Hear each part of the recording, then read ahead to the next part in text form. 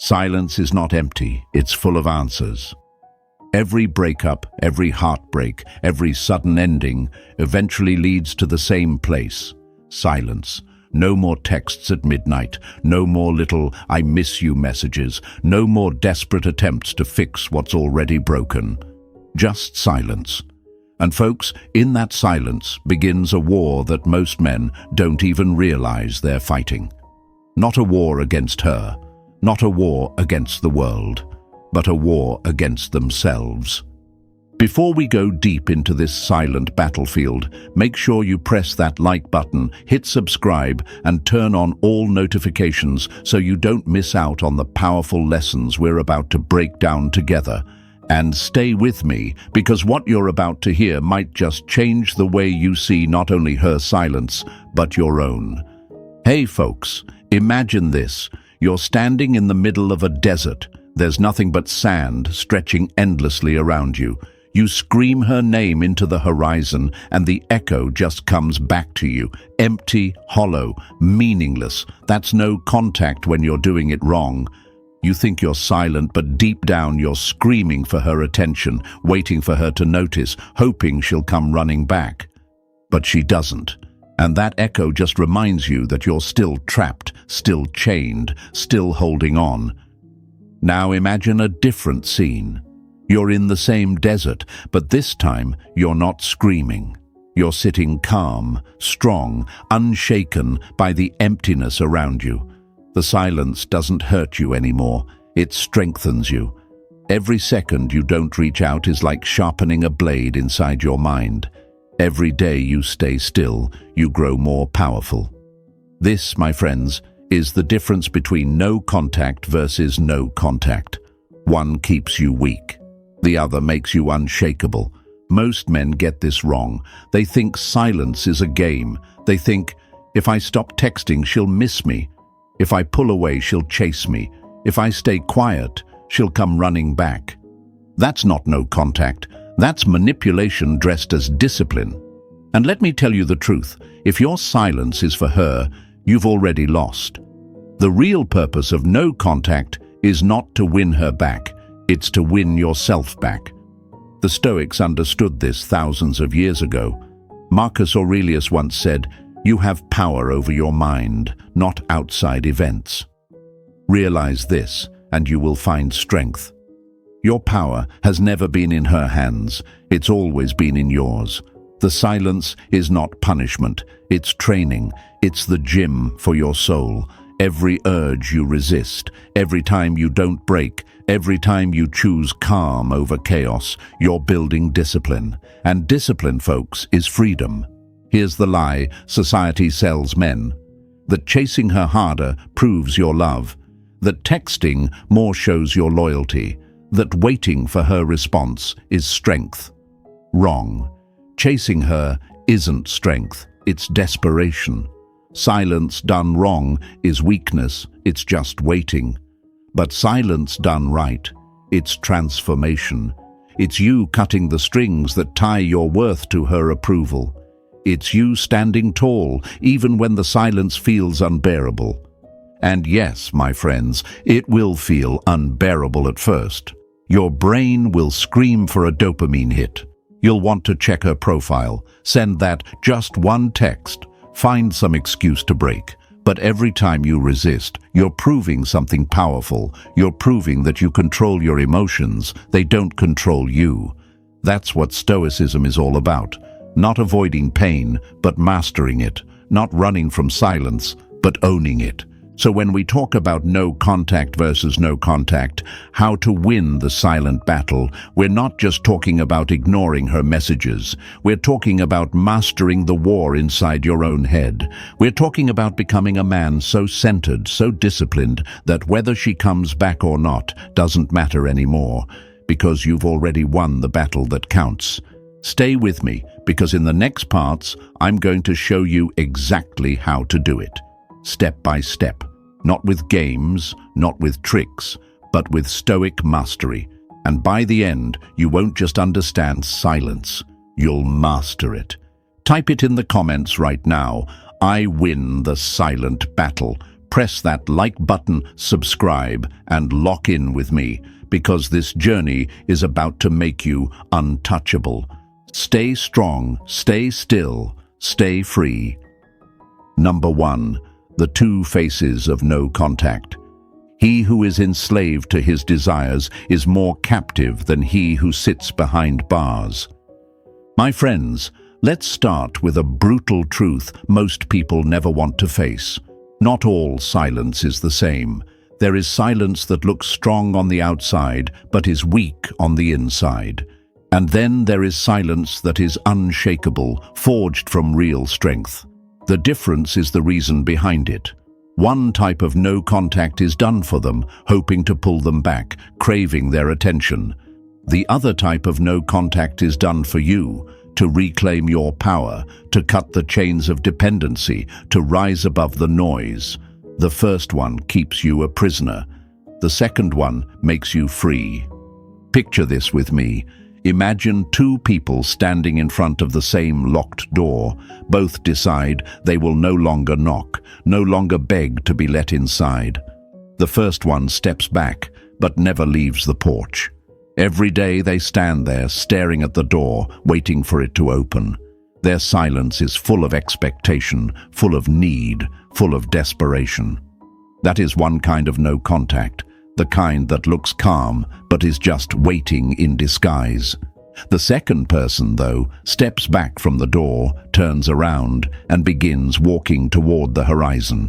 Their silence is not about waiting for the door to open. It's about moving forward, about building a new path, about walking into freedom. That is the real no contact, the one that liberates instead of enslaves. Now let me ask you something, folks. Which one are you? Are you standing there at the locked door, calling it no contact, but secretly hoping it will swing open again? Or are you the one who's finally walking away, ready to build a life that doesn't depend on whether that door ever opens? This is where the silent battle begins, because the hardest lies to break are the ones you tell yourself. Many convince themselves they're detached, they've moved on, they're practicing no contact. But inside, every thought still orbits around the other person. They check their phone every 5 minutes. They stalk their profiles. They write long messages they never send. They sit in silence, but their heart is screaming. That's not freedom, that's performance. And performance, my friends, is weakness. The Stoics knew this well. Seneca once said, "It is not the man who has little, but the man who craves more, that is poor." You can be silent on the outside, but still craving on the inside. And that craving will drain you, weaken you, and keep you tied to a person who has already stepped out of your life. So why do so many people fall into this trap?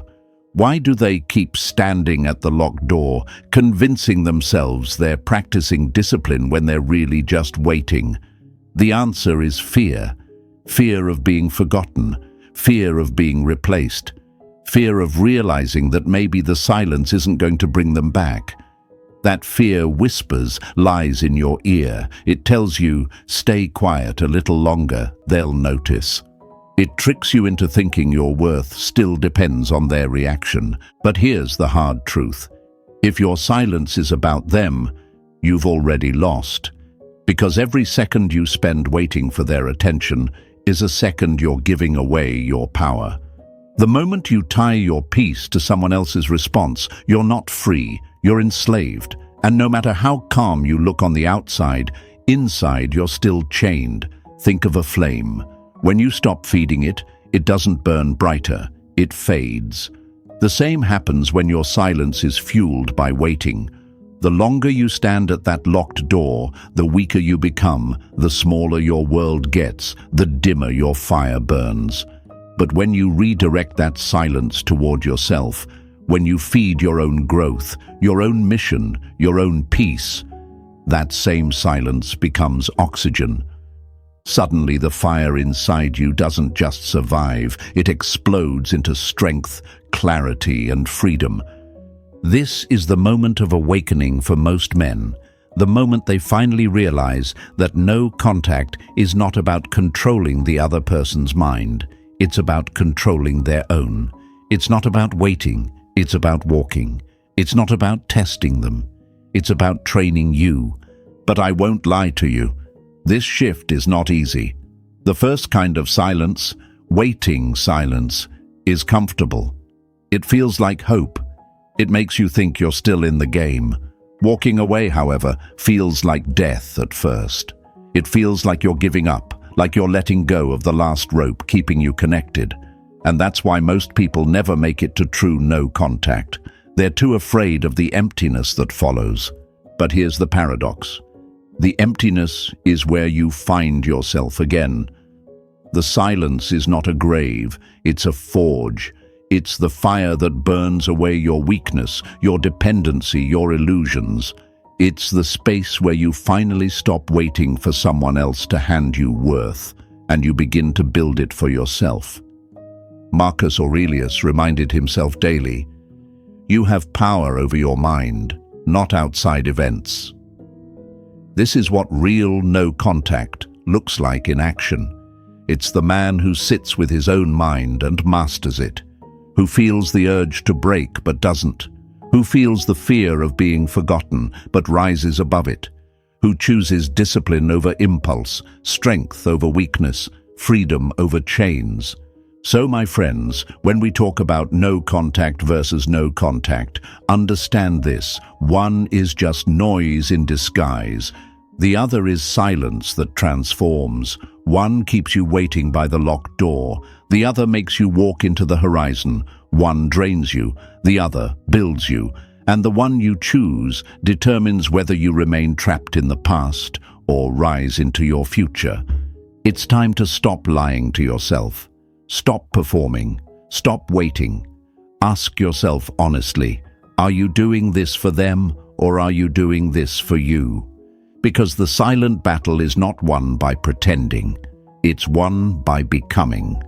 And the man who wins that battle is not the man who gets a text back. It's the man who no longer needs one. Write this in the comments right now. I choose real silence. Show them, show yourself. Show the world around you that you're not waiting anymore. You're rising. And stay with me, because what's coming next will expose the biggest trap men fall into during no contact, and why most of them lose the silent battle before it even begins. The next truth will hit even harder, and it's one you cannot afford to miss. Number 2. The hidden trap of performance. We suffer more in imagination than in reality. Seneca. My friends, let's dig deeper into the silent war you're fighting. Because here's where most of you stumble, fall, and end up right back at square one. It's not the silence itself that destroys men. It's the performance they wrap around it, and if you don't see this trap for what it is, you'll confuse weakness for strength and waiting for freedom. Let me give you a picture. Imagine a man standing in front of a mirror. He's silent. He hasn't called, hasn't texted, hasn't begged. Outwardly, he looks calm, detached, maybe even cold. But if you step inside his mind, it's chaos. He's rehearsing conversations. He's checking her last scene. He's scrolling her pictures, replaying old memories like they're a movie he can't turn off. He tells himself, "I'm doing no contact. I'm strong." But really, he's performing. His silence isn't about peace. It's about pretending. And here's the danger. Pretending doesn't heal you. It breaks you even more. Because the more you try to appear detached, the more energy you're still pouring into them. Every action, every thought, every ounce of your silence is still about them. And that's not detachment, that's slavery wearing a mask. Think about it this way. Have you ever seen a stage actor? Under the bright lights, they look confident, powerful, in control. But backstage, the makeup is heavy, the sweat is dripping, and the mask is cracking. That's what most men do with no contact. They're actors on a stage, hoping their performance will make the other person believe they don't care. But backstage, in their private moments, they're still addicted, still waiting, still chained. Now ask yourself, what happens when you perform silence instead of living it? The answer is simple. You remain trapped. You think you're in control, but you're still reacting. You think you've broken the chain, but you've only covered it up with decorations. You haven't mastered yourself. You've just hidden the weakness under a costume. And why do people fall into this trap? Because it's easier to pretend than to face the truth. It's easier to post a quote online than to sit in your room and admit that you're still hurting. It's easier to tell your friends you're over it than to actually detach in your soul. Pretending feels powerful in the moment, but long-term, it leaves you hollow. The Stoics wrote about this centuries ago. Marcus Aurelius reminded himself, "You have power over your mind, not outside events." Realize this, and you will find strength. Pretending tries to control outside events, how they see you, how they interpret your silence, whether they regret leaving. Detachment, real detachment, controls only what is yours, your mind, your emotions, your discipline. And this is where the lie collapses. Most men think, if I act like I don't care, eventually they'll notice and they'll come back. That is still them holding the strings. You're still performing for their attention. You're still tying your value to whether they see through the act. And if they don't, you collapse because the performance was never for you. It was for them. Let me ask you this, folks. How many times have you checked their profile just to see if they noticed your silence? How many times have you crafted a social media post, not because you wanted to, but because you wanted them to see it? How many times have you sat there rehearsing in your mind what you'd say if they finally reached out? Be honest with yourself. That's not strength, that's performance. And performance is weakness because it means your silence is still about them. Here's the harsh truth. Silence that is for them will destroy you. Silence that is for you will rebuild you. One is performance, the other is mastery. Let me give you another metaphor. Imagine two men sitting in meditation. One is sitting still, eyes closed, but in his mind, he's thinking, I hope someone sees me meditating. I hope they think I'm wise. I hope they believe I'm disciplined. The other man is sitting still, eyes closed, and in his mind, there is peace. He doesn't care if anyone sees him. He doesn't care if anyone notices. He's not performing, he's practicing. That's the difference between pretending and detachment. One is about image, the other is about truth. And here's why this is so difficult. Pretending gives you instant gratification. It makes you feel like you're still in the game. It makes you feel like you're playing chess with them, making your silent move. But detachment feels like death at first. It feels like letting go of the rope you've been holding onto. It feels like admitting the story is over, admitting you can't control what happens next. And most men can't handle that truth, so they perform instead of detach. But let me tell you what happens when you keep performing. You never heal, you never rebuild, you never grow. You're stuck in limbo, half silent, half screaming, trapped in a prison of your own making. And every day you keep performing, you're feeding the same addiction you're trying to break. The Stoics would call this slavery, because the man who pretends is still chained. He's still looking outward, still craving validation, still controlled by someone else's choices. Epictetus said, "No man is free who is not master of himself." And if your silence is just a mask, then you're not mastering yourself. You're just hiding from yourself. So, what's the way forward? It begins with brutal honesty. Ask yourself, am I silent for them or am I silent for me? If every action you take is still about their reaction, then you're still performing. But if your silence is about building your peace, your discipline, your life, then you've stepped into real detachment. This is not easy. It's not meant to be. Real silence requires you to sit with your discomfort. It requires you to face the empty spaces without trying to fill them. It requires you to accept that their attention may never come back, and to be okay with that. That's why it's called the silent battle, because the enemy isn't them. The enemy is the urge inside you to perform instead of master. But here's the beauty, folks. When you stop performing, when you finally detach, you step into a rare kind of power. The kind that doesn't need an audience, the kind that doesn't need to prove anything, the kind that radiates calm assurance without trying. And ironically, that's when you become magnetic. Not because you're chasing attention, but because you no longer need it. The man who doesn't need to be seen is often the one everyone notices. So remember this: pretending is slavery, detachment is freedom, performance keeps you chained, real silence breaks the chains, and the only question is, which one are you practicing? Write it in the comments right now. I choose freedom over performance. Show them, show yourself. Show the world that your silence isn't an act, it's your truth.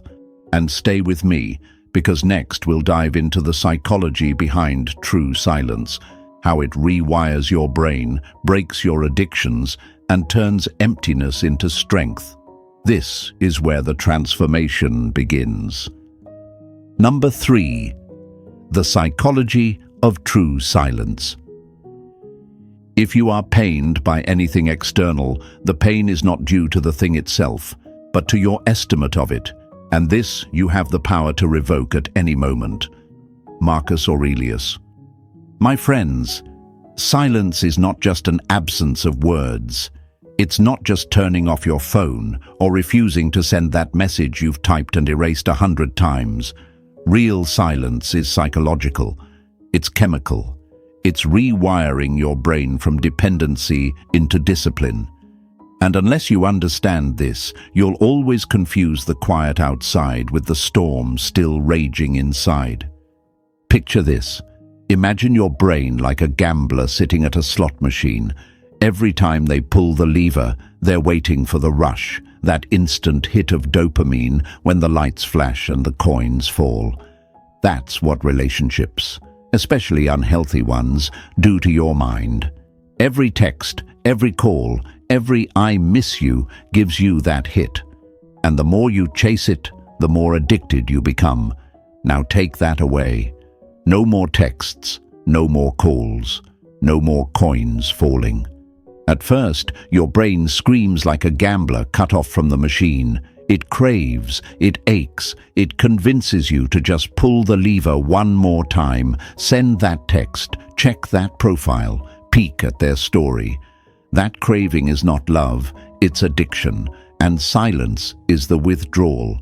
This is why most people fail at no contact, because they think silence is just about ignoring the other person. But it's not. It's about retraining your brain, breaking the loop, rewiring the pathways that have tied your worth to someone else's attention. Every time you don't reach out, every time you resist the urge to check their profile, every time you sit with the discomfort instead of chasing relief, you're literally reshaping your mind. The old connections grow weaker, the new ones grow stronger, and slowly the silence that once felt unbearable becomes the very thing that heals you. But let's break the lie. Because here's where men often deceive themselves. They think, if I just stay quiet long enough, eventually they'll notice. Eventually they'll miss me. Eventually they'll come back. That's not rewiring your brain. That's keeping the same addiction alive, just in a quieter form. You're still dependent, still waiting for that dopamine hit, still tying your silence to their reaction. That's not true silence. That's just noise turned inward. True silence is different.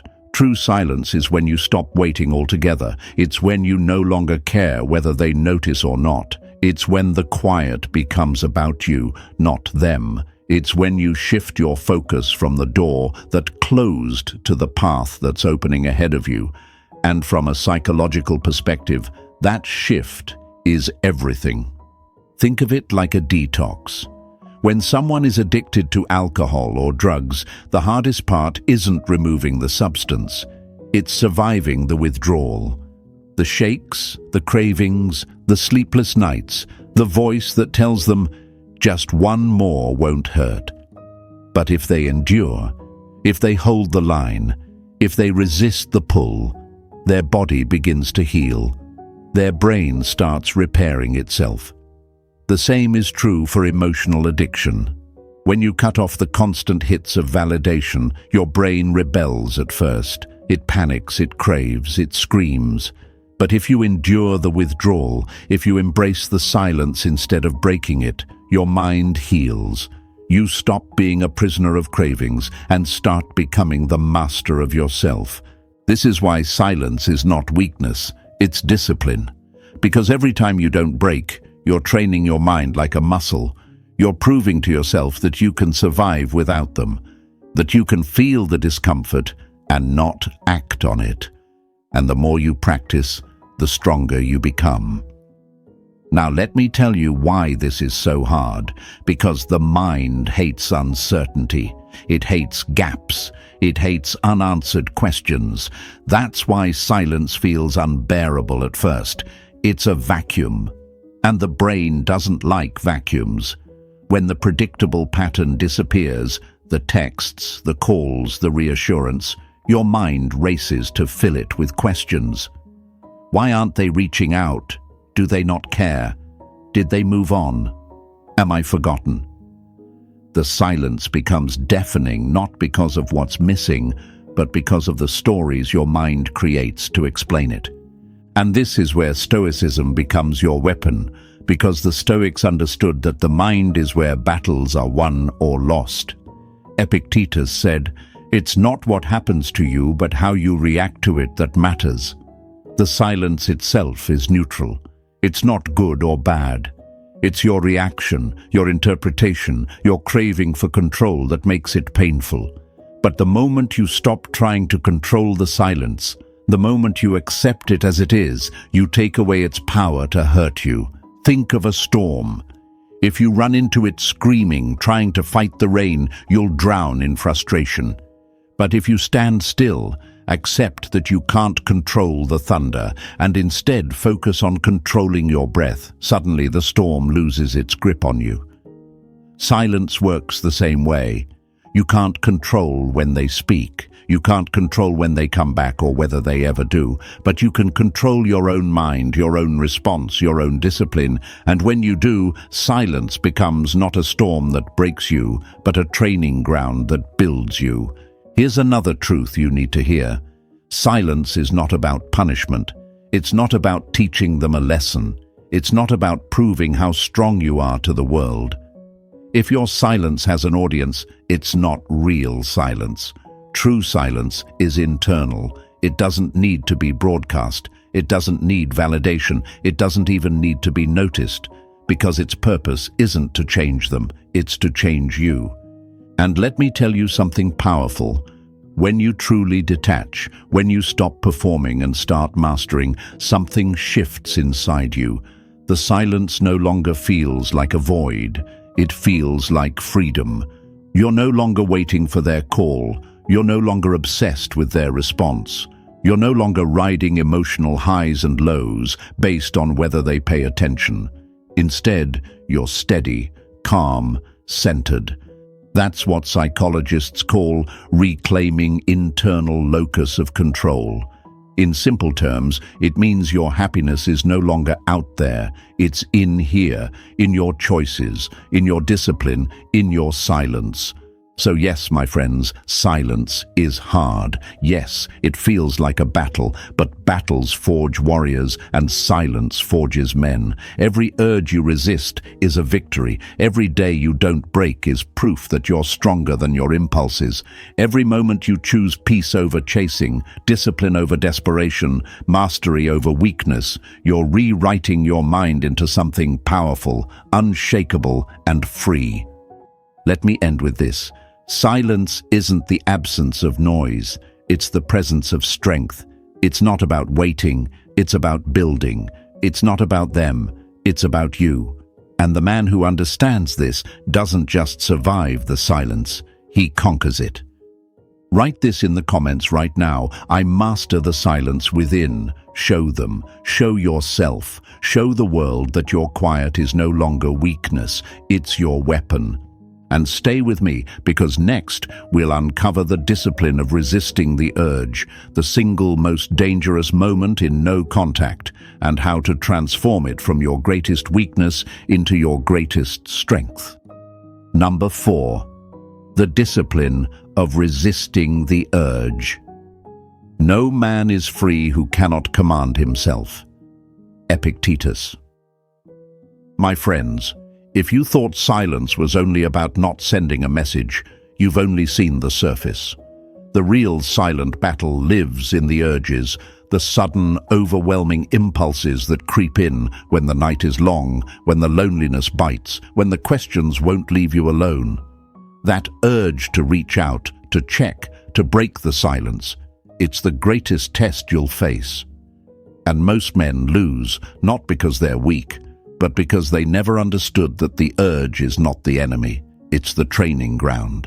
Let's be honest, you've felt it before. The itch in your chest, the fire in your fingers, that thought screaming, just one text won't hurt. You tell yourself, if I just explain myself, they'll understand. If I just remind them of the good times, maybe they'll come back. If I just check their profile, I'll feel some relief. That's the mind trying to trick you into breaking the silence, and it feels so rational in the moment, doesn't it? Almost harmless. But let me tell you the truth. Every urge you give into is not harmless. It's destruction. Think of a soldier guarding the gates of a fortress. Every night shadows appear outside, whispering, tempting, trying to convince him to open the gate. Just for a moment, just a peek, it won't matter. And the soldier is tired, lonely, restless. If he opens the gate even once, the fortress is no longer safe. The enemy doesn't need the gates wide open. They just need a crack. That's the urge, my friends. It doesn't need you to collapse completely. It just needs you to slip once, because one slip reinforces weakness. One slip teaches your brain that your impulses control you, not your discipline. This is why resisting the urge is the core of no contact. It's not the silence itself that transforms you. It's the discipline to hold the line when every cell in your body wants to break it. That's where freedom is forged. But let's break the lie, because here's what most men don't realize. They think breaking silence will bring relief.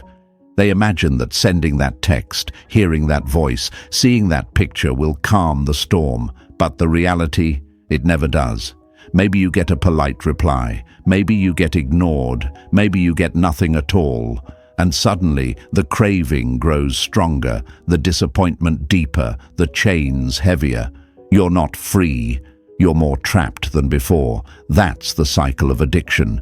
Every time you give in, you reinforce the loop. You train your mind to expect relief from the very thing that keeps you enslaved.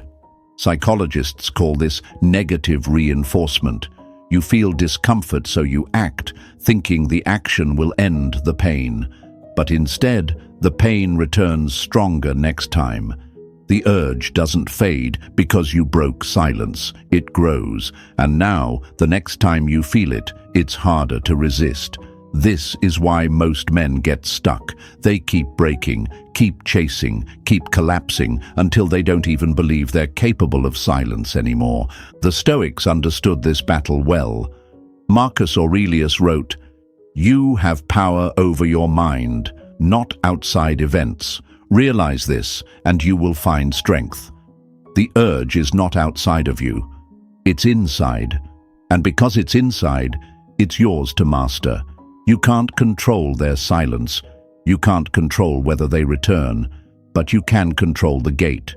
You can control whether you let the urge in or whether you stand firm as the guard of your own mind. So how do you resist the urge? You don't fight it with force, you outlast it with awareness. Picture the urge like a wave. It rises, it peaks, it crashes, and eventually it fades. Most men panic when the wave rises. They think the only way to calm it is to act. But if you breathe, if you sit still, if you ride it out, the wave always falls. And when it does, you realize something powerful. You didn't need to act. You didn't need to break. You survived. And every time you do this, you grow stronger. The waves still come, but they no longer terrify you. You've proven to yourself you can ride them. This is where silence becomes transformation, because every urge you resist is a small victory, and those victories add up. You start trusting yourself, you start believing in your discipline, you start realizing that you are not a slave to impulses, you are their master. And once you taste that kind of mastery, you never want to go back. But make no mistake, folks, this will not be easy. The urge doesn't disappear overnight. It will come when you're tired, when you're vulnerable, when you least expect it. It will come disguised as logic. It will whisper, just check once. Just reach out to clear the air. Just say something simple. And you'll feel like you're losing your mind. But understand this, the urge is not a command. It's just a thought. And a thought only has the power you give it. This is where the Stoic practice of observation comes in. Instead of fusing with the urge, step back and observe it. Say to yourself, here is the thought that I should text. Here is the craving to check. Here is the impulse to break. By naming it, you separate yourself from it. You stop being controlled by it, and you start watching it. And once you're the observer, the urge loses its grip. Think of fire again. If you throw fuel on it, it grows. But if you simply watch it, without feeding it, it dies out. The same is true with urges. The more you feed them, the more they burn. But if you let them rise and fall without acting, they fade, and your discipline remains unbroken. And here's the paradox. The more urges you resist, the less often they come, because you're rewiring your brain. You're teaching yourself that silence is survivable, that you don't need their attention to be whole, that your worth isn't tied to their response. Eventually, the urges weaken, and what once felt unbearable becomes effortless. That's when you know you've won the silent battle, not when they text back, not when they regret losing you, but when the urge itself loses power over you, when the temptation to break comes and goes, and you remain calm, centered, unshaken. That is freedom. So, my friends, the next time the urge rises, remember this. It's not a sign of weakness. It's the training ground. It's the test you must pass to prove to yourself that you are stronger than your impulses. And every time you resist, you're sharpening the blade of self-mastery. Write this in the comments right now. I resist the urge. Show them, show yourself, show the world that you're no longer controlled by weakness, but by discipline. And stay with me, because in the next part, we'll talk about what happens when their silence collides with yours, the psychological shift it creates, and why it shakes them more than words ever could. That's when the game changes. Number 5. When their silence meets yours. Silence is sometimes the most powerful scream. Unknown. My friends, let's talk about what really happens when you stop playing their game and go quiet for real. Because silence is not just absence, it's presence. It's not passive, it's active.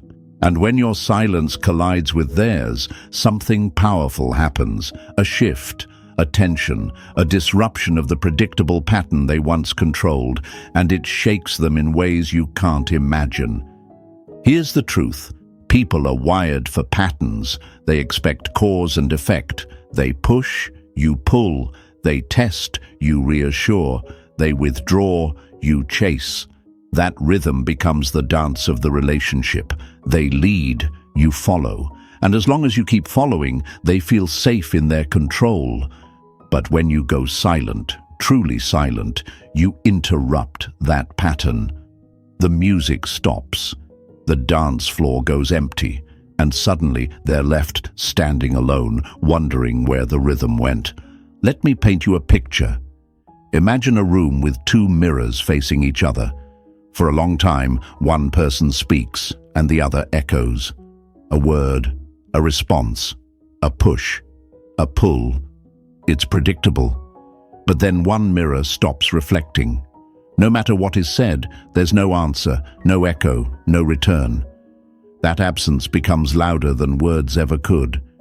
It unsettles the one who once controlled the rhythm, because their reflection has vanished. That's what your silence does. It creates a void where their power used to be. Now let's be clear. At first, they may not notice. They may even believe they hold the upper hand, thinking, "Good, they finally stopped bothering me." But over time, silence grows heavier, because silence is not neutral. It creates questions. And the human brain hates unanswered questions. That's when the spiral begins. Why aren't they reaching out? Did they move on? Have they found someone else? Were they stronger than I thought? Every day you hold the silence, that spiral deepens. Psychologists call this pattern interruption. When a predictable behavior suddenly ends, it triggers cognitive dissonance, an uncomfortable state where the brain scrambles to make sense of the new reality. That's why silence feels so loud, because they're used to you filling the space. And now that you don't, the emptiness echoes. But here's the key, my friends. You must remember, this effect, this psychological pull of silence, is not the purpose. It's a byproduct. If you make it the goal, if you sit there waiting, hoping, checking your phone for signs of their confusion, you're still chained. You're still making it about them. And the moment you make it about them, you lose. The Stoics knew this well. Epictetus said, "When you are offended at any man's fault, turn to yourself and study your own failings. Then you will forget your anger." In other words, don't make their silence your focus. Make your own discipline your mission. Their reaction is irrelevant, because the battle is not with them, it's with yourself. But let's dig deeper. Why does their silence meeting yours matter so much? Because it flips the script. In the past, they had the power. They could withdraw, knowing you would chase. They could test, knowing you would reassure.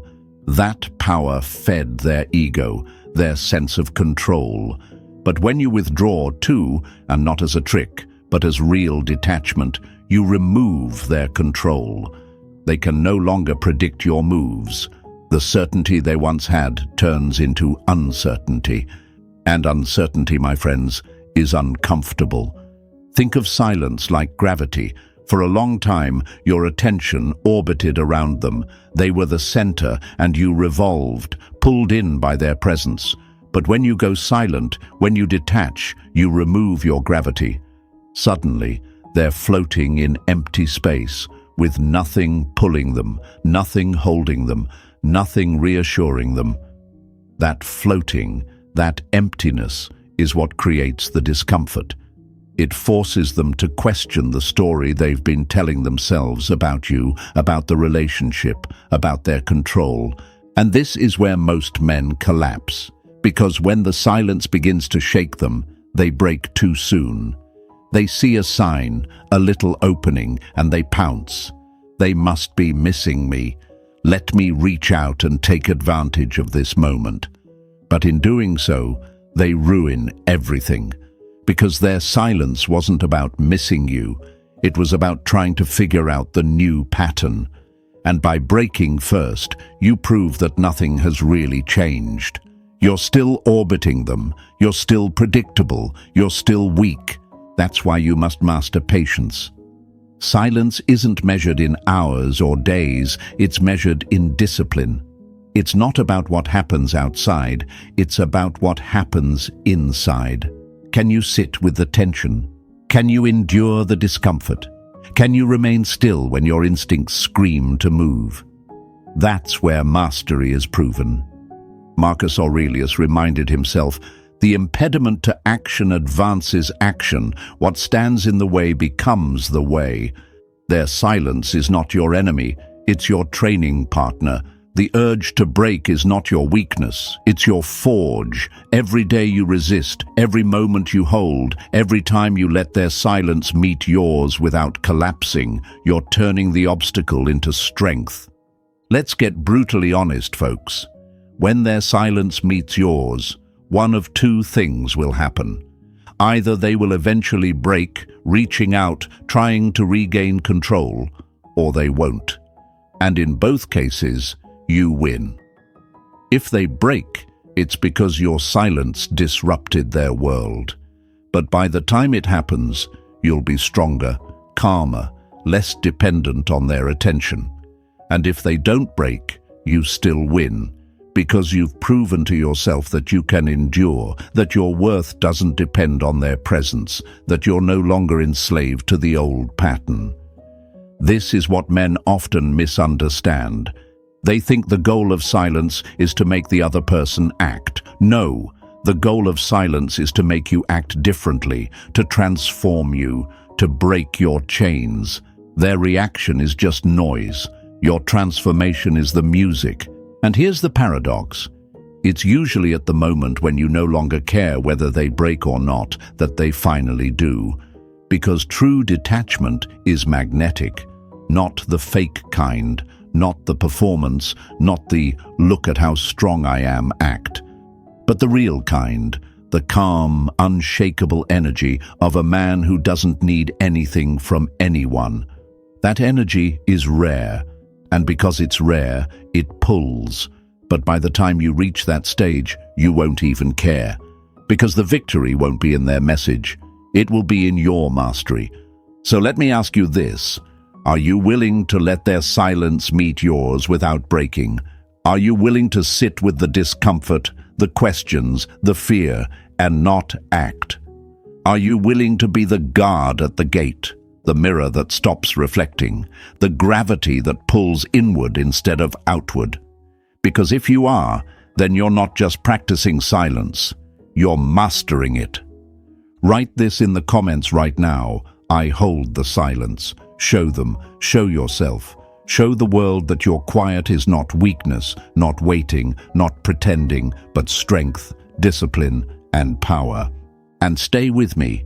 Because next, we'll break down the difference between detachment and indifference, why one frees you, while the other is just another mask of weakness.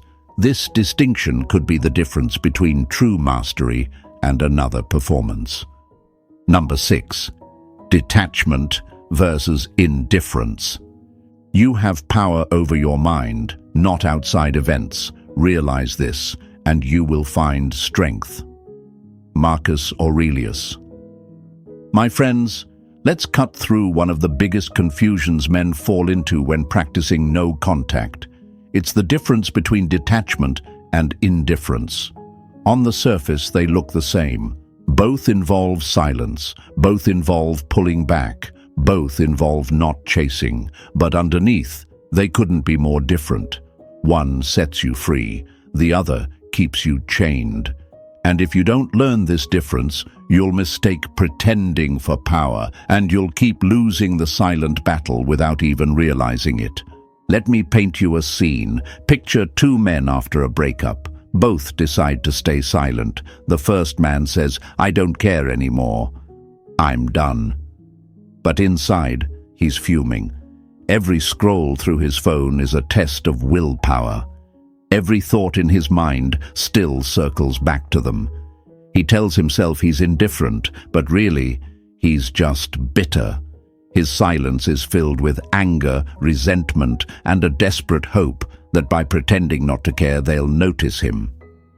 That, my friends, is false indifference, a mask, a performance. It's silence on the outside, but obsession on the inside.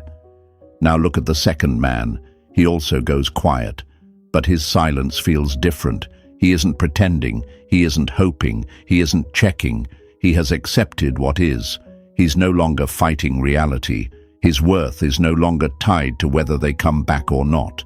He doesn't need to prove anything, to them, to others, not even to himself. His detachment is calm, it's quiet, it's freedom. That is real detachment. Do you see the difference? Indifference is about them. Detachment is about you. Indifference says, I'll act like I don't care so they chase me. Detachment says, I don't need them to chase me because I am whole without them.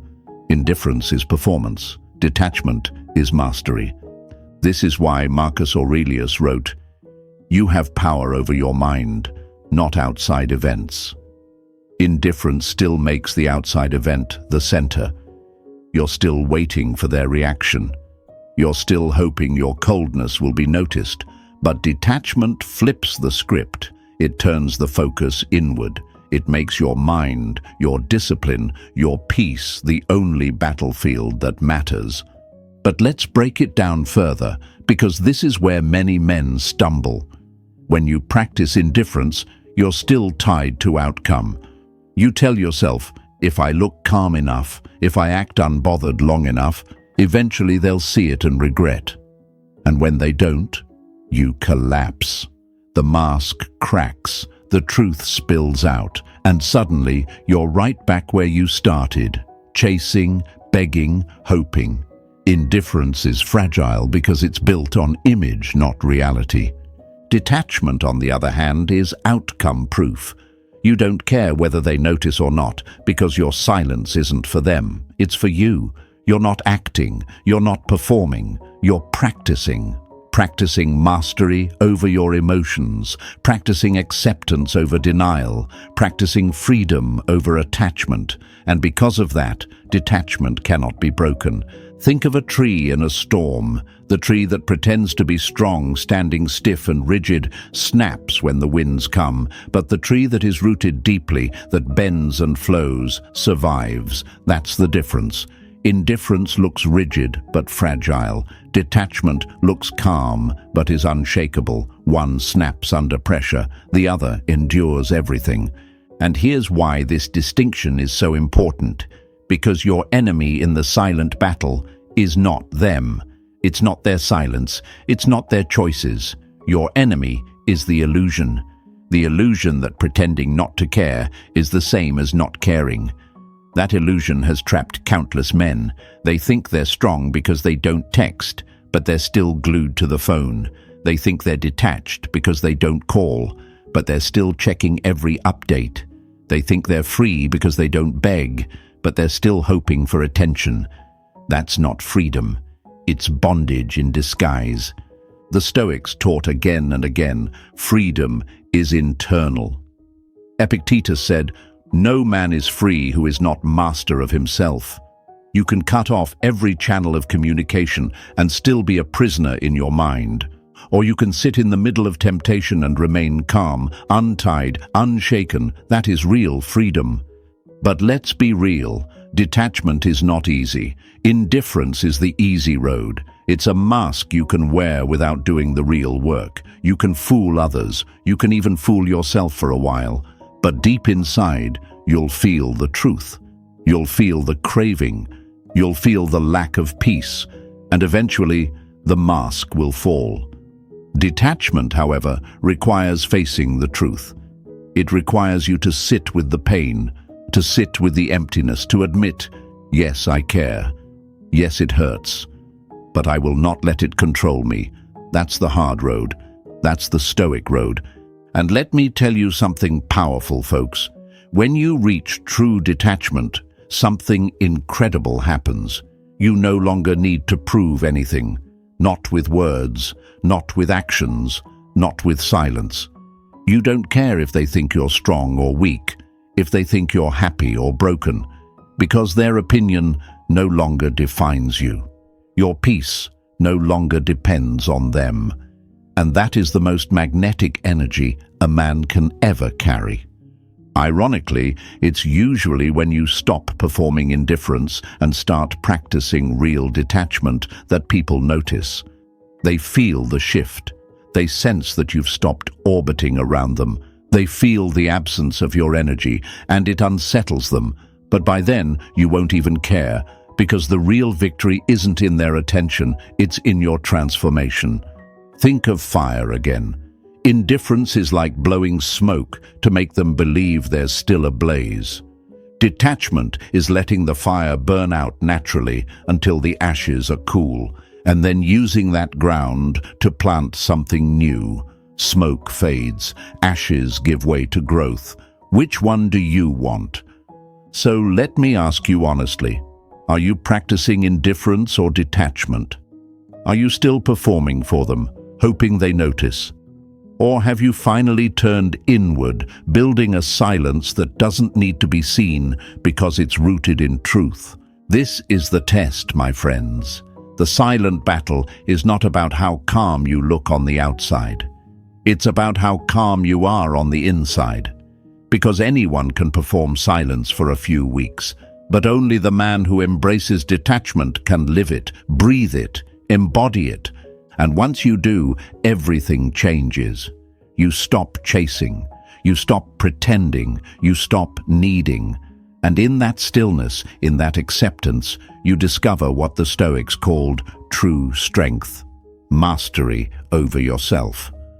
Write this in the comments right now. I choose detachment, not performance. Show them, show yourself. Show the world that your silence is no longer a mask, but a weapon of truth. And stay with me, because next we'll go even deeper. We'll talk about redirection, how to take the energy you once poured into them and transform it into fuel for your own growth, your mission, and your unshakable future. This is where silence stops being survival and becomes transformation. Number 7. The power of redirection. Man conquers the world by conquering himself. Zeno of Citium. My friends, let me tell you something many men never realize about the silent battle. Silence alone isn't enough. You can cut off contact, you can resist the urge, you can sit quietly for months, but if all you do is wait, then you haven't truly won anything. Silence without direction is just emptiness. Waiting in silence is not strength, it's weakness disguised as patience. The real power is not in what you stop doing, it's in what you start doing. The true weapon of no contact is not just restraint, it's redirection. Think of energy like water. When a river flows in one direction and you dam it up, the water doesn't disappear. It builds pressure, it looks for cracks, it spills over. That's exactly what happens when you stop pouring your energy into someone else, but don't redirect it anywhere meaningful. The thoughts build, the pressure rises, the urge grows. And eventually, it bursts through in the form of a broken silence, a desperate text, or a relapse into obsession. That's why so many men fail. They stop giving energy outward, but they never give it inward. They block the river, but never redirect the flow. Now, imagine a different river. Instead of damming it, you carve new channels. You direct the water into fields, into turbines, into places where it gives life, creates power, produces growth. That's redirection. You take the same energy you once bled into them and you use it to build yourself. The silence doesn't just stay empty, it becomes productive, creative, powerful. Let's be brutally honest, folks. For many men, the hardest part of no contact isn't resisting the urge to reach out.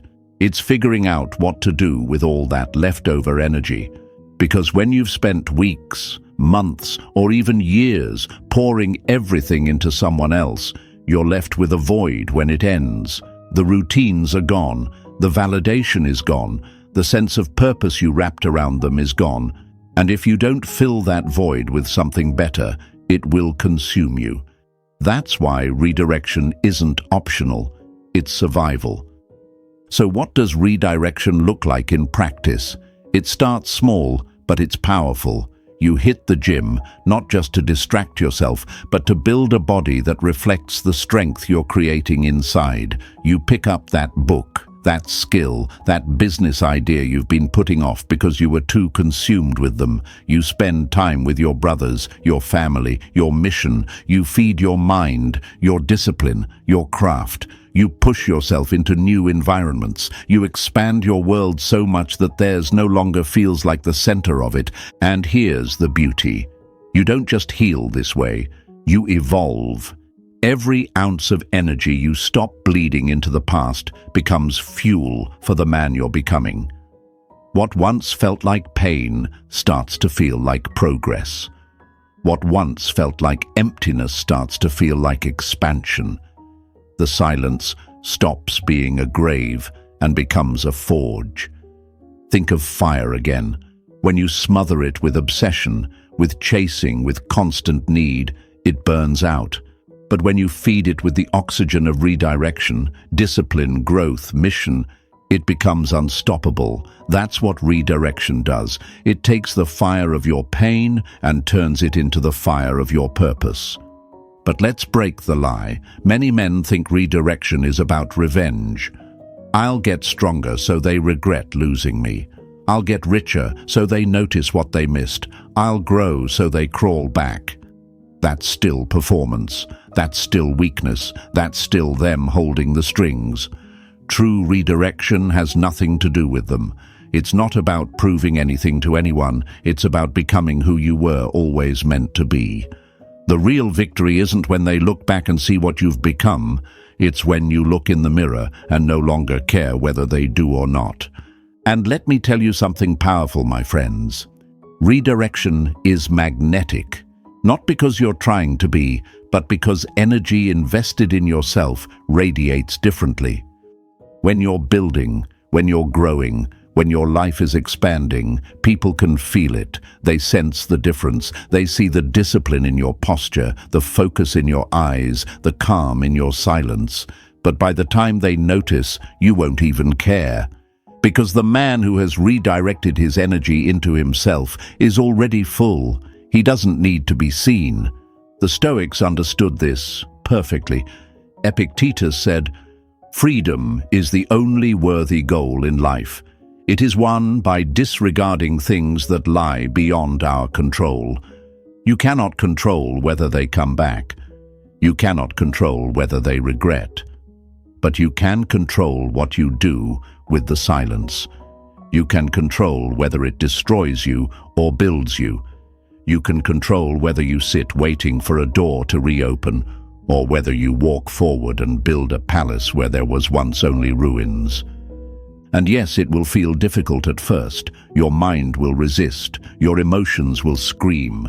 The urge to sit and wait will tempt you. But every step you take away from the past is a step toward the man you're becoming. Every rep at the gym, every page read, every new skill learned, every hour invested in your mission is proof that you've chosen growth over stagnation. And over time, the man you were, the desperate, needy, waiting version, will fade. And in his place will stand someone untouchable. That's the real win, my friends. Not their message, not their regret, not their attention. The win is becoming the man who no longer needs any of it. The win is using silence to build a life so powerful, so disciplined, so full that no one, not them, not anyone, can shake it. The win is realizing that your worth was never in their hands. It was always in yours. So let me ask you now, are you just sitting in silence or are you building in silence? Are you waiting for them or are you creating for you? Are you standing by the locked door or are you walking into the horizon?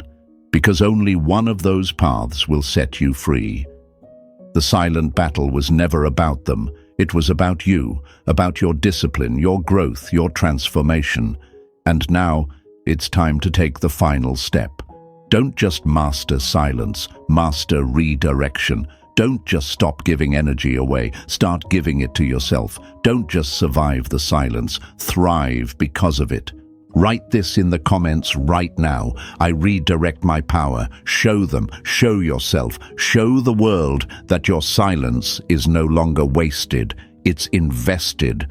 that you've stopped bleeding energy into the past and started building the future. If this journey spoke to you, stay with this path. Keep choosing discipline over impulse, growth over waiting, mastery over weakness. Because the man who masters redirection doesn't just win the silent battle, he transcends it. He builds a life so untouchable that silence itself becomes his greatest ally. Stay strong, stay disciplined, stay free.